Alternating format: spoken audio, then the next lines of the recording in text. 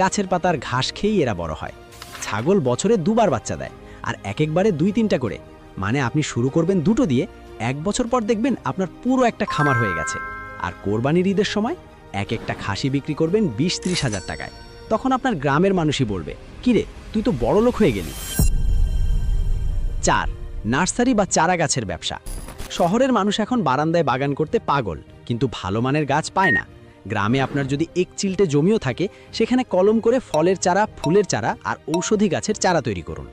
একটা লেবু গাছের কলম তৈরি করতে আপনার খরচ হবে 10 টাকা, আর সেটা বিক্রি করবেন 100 টাকায়। 10 গুণ লাভ, ভাবা যায়? এখন তো অনলাইনেও গাছ বিক্রি হচ্ছে, কুরিয়ারে করে গাছ পাঠিয়ে দেবেন। সাথে মাটির টব আর জৈব সারও বিক্রি করতে পারেন।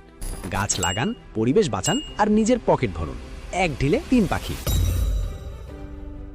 5. মাশরুম চাষ। অনেকে ভাবে মাশরুম চাষ মানে রকেট সায়েন্স। আসলে এটা আলু ভর্তা বানানোর চেয়েও সহজ।